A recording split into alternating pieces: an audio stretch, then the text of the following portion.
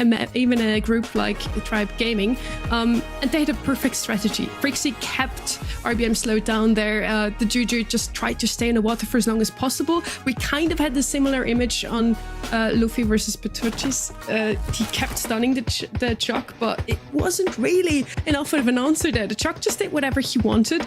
And yeah, whoever knows me also knows I love to go into set 5. So this is gonna be SA all over again, it seems, and I'm here for it ready. I'm a little suspicious though, because Tribe, like, draft is one thing, okay? That's so convenient to disregard in the early stages because, like, you know, maybe they're concealing something for the later maps.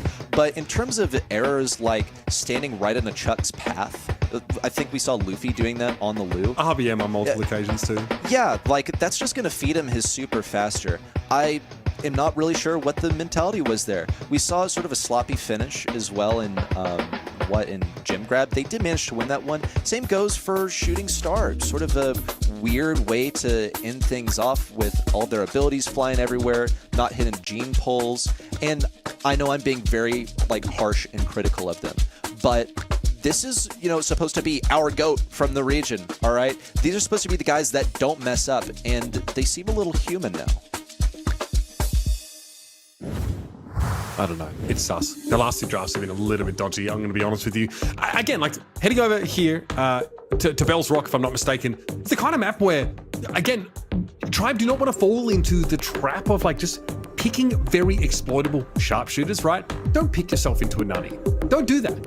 Either ban it or try and pick that. Don't, like, just pick Mandy at the beginning and hope to make something happen here. This is also the kind of team, by the way, who will play a tank on Bell's Rock. Like, they will do it on this particular map here. So, you know, expect Tribe to always have something a little bit spicy. And I'm happy, Sonny, I was happy to see a tank pick from Tribe, but there was no support for it. And I think when RBM has to just, like, walk out into the map without someone to heal them or to facilitate them, it's a far weaker strategy as far as the eye test is concerned, as opposed to, like, compared to Brawl Ball. Like, the Poco Jackie was phenomenal. RBM had such a tough job there. As you said, he didn't have a healer behind him. He couldn't really walk up, and we saw it already yesterday how good Juju is at shutting down those tank lanes as long as there's some water on the map. She just kept playing around that water, slowed him down, so the Bell could just tap him up, and yeah, he couldn't really move forward at all. That was a complete stomp by Eternal, and we also see it in Tribe faces here. I feel that the momentum is now definitely with Eternal, and at this point, it does look like they can indeed take this from Tribe Gaming, but that would be a huge upset ready if they would already drop out in the quarterfinals. It would be ridiculous, honestly. That would turn a lot of my expectations completely on their head because, as I mentioned, Tribe Gaming, they're supposed to be the flawless team. Okay, that's what they did in month 1. I mean, we talked about it at the top of the show where they only dropped one set apiece in each of those matches that they played in order to win the first monthly final of the year. Now they've lost 2 and they're coming down to this 5th and final set. Very draft dependent over here, as it's always going to be, but a knockout set 5 is going to be super high adrenaline. I mean, this is stressful right here. You die once, and that's it for the round. So, going to be some cautious gameplay out from these guys. Tribe Gaming, a team that usually flourishes when it comes down to an aggressive play style, so they could lean into their comfort. This is a really uncomfortable situation to be in.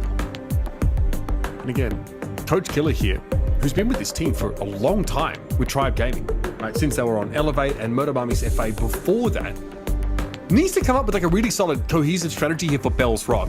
The kit is a little bit of a nuisance on this map, and both teams wanted to try and get rid of the Hank here. So the Grey looked really good in Eternal's hands. We saw it on Bounty, on Shooting Star.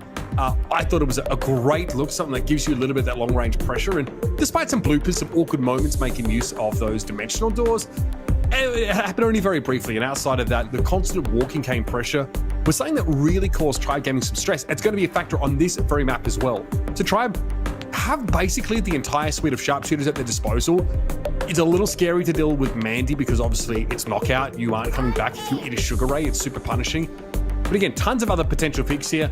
RT feels like a must-have, a really staple pick here to give you something to do when that gas starts to close in, and also have good pressure with that gadget. Curious if Rico is going to make an appearance here from Tribe. That is a comfort brawler for Luffy. They have the last selection if they want to. And it's a good thing that they do because they could end up facing a thrower if they decide to lean into that brawler. Just such a strong mid on this map. Definitely some potential for weakness into Gray, who's capable of breaking the walls. Here's Ollie. Okay, so we know what RBM is going to be playing, and that is the aggro tank that also has some pretty good range. He's doing like 2k damage at decent range.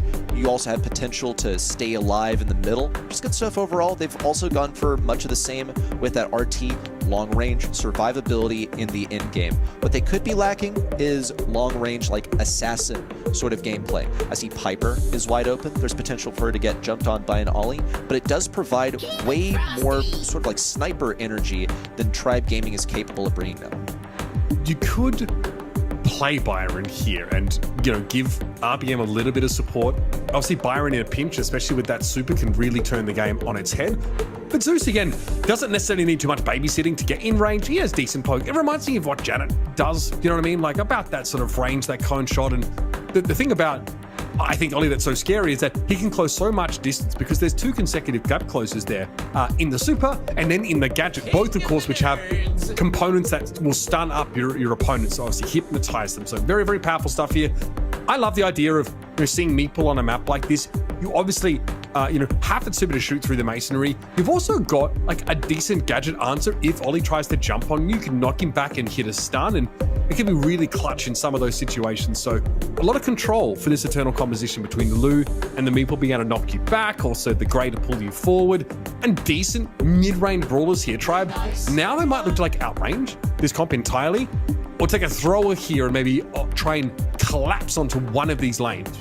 All right, Larry's going to be bringing a ton of damage, and we're looking at an Eternal roster that is using a Gray. They got the Meeple. That's damage, sure. The reload speed isn't great. That's going to be necessary for punching through Larry once he gets deployed by Larry. Now, the concern, of course, is Larry going to get yanked by the Gray? And is Meeple going to be able to shoot through the wall? I think that there's a lot of like multi-tool, like multi-purpose capability on both squads. Something I'm looking at for Meeple in particular is, as you mentioned, able to knock that Ollie out of the sky. No, not just like when he hits the ground. He's able to cancel so many different things. So usually, you know, you're dead as soon as Ollie's jumped on you. But nope, not anymore. Completely possible to cancel. We'll see Frixie try and trap Zeus over here. This is a strat, by the way. You put down that Meeple, like, dice tower, and then Gray goes for the pull. Whoa, early takedown for RBM makes this a 3v2. It's really unexpected there, but I guess, sorry, the Lu is just a little bit weak in some of these longer range matchups, and I think Eternal might have looked or should have looked to lane switch a little bit earlier out of that situation. Now the dice tower comes down, but it doesn't really lock any of these Tribe players in place, and Zeus is doing a good job here of just keeping Frixie pretty busy, controlling this space, but now, of course, in the 3v2, Tribe is so heavily advantaged and can start to collapse. Eternal just trying to get their utility here without feeding valuable supers. Done. They don't want to give Zeus his super. That one would be super impactful.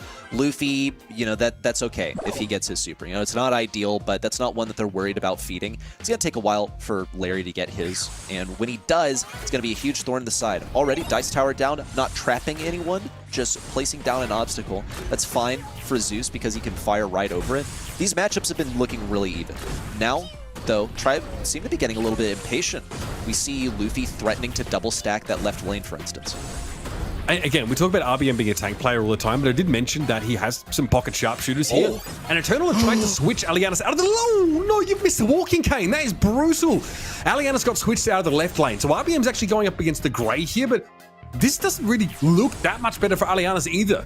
Not being able to build up a super, I think, is pretty important, as that hypercharged Lu is a huge component of winning here at least one of these knockout rounds. Here's the super from Frixie, but Luffy just respects it and backs up.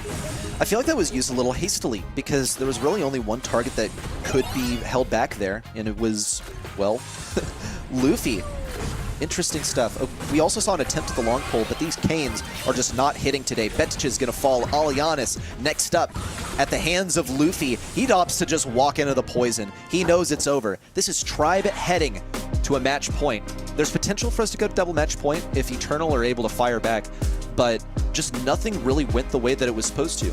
On only one occasion did we see someone trapped inside of the dice tower, okay? And look at this, Ollie, he's able to jump away if he wants. Also, here comes the walking cane. Did not hit, okay? They had one chance, one opportunity. They captured him, but they let him slip. Sees everything they ever wanted. Yeah. I mean, honestly, Zeus also was able to build a super right at the end of the round and popped the gadget straight away for that heal to make sure they stayed alive. So you were right. I mean, that Larry and Laurie gadget is so important to build here. The super, excuse me, so important to build here, but it's a tough ask for Zeus, who can't really get consistent damage. That's a dice tower that came down without a walking cane available, and Bertucci's across the map. I don't feel like you want your Grey over here because he can't really capitalize on a dice tower at all, and Bertucci tries to go for the gambit. Zeus just heals up, and there's another Laurie in play, and Alianis not long for this world, I'm afraid. Eternal, they're dropping like flies. They got 2 more chances to make this happen, and they're going to have to win both of them. They lose this round, it's over. They've taken 2 sets off the mighty Tribe Gaming, but they're crawling to the finish line. So far, nothing much. Betiches with a missed hook on the left side. Zeus looking to make an impact at mid in the corner of this Indestructible. Frixie's trying to fire around the side, but to no avail. And meanwhile, Alianis has not been able to get a super. This is really, really rough. The lane matchups for Eternal don't seem super winnable. Usually things get instigated with RBM getting some sort of nasty long-range pull, or rather long-range kill. We'll see, there's a pull, but Alianis isn't ready to pull the trigger. There's a super, but thrown down defensively, and Eternal don't get any value out of that. RBM's a little bit low. This is scary, but one more shot plus a gadget would secure an elimination. Here comes Luffy to the rescue, though. Bertucci is able to outrange that Hypnosis, but basically has to walk into the gas. He's still alive and only just, but a walking cane would have been a great way to end the round. He can't find the elimination. And now it's up to Luffy to deal with Frixie. Has the health advantage, of course, and could just run this meeple down. It's Tribe Gaming advance here out of this quarterfinal in what ended up being an awfully close game, but finally found their footing when it mattered. Look at the expression also from Luffy there in the middle. He's like, hey, you know, okay, not the cleanest, but we got it. Next up, let's go. Semifinals. We've been here before many, many times. Grand finals after that, you know, I'm Luffy. This is my job with Tribe Gaming. They certainly look gum fruit. They certainly look a lot more back into their old habits after this match. This first quarterfinal match proved once again that nothing is set in stone.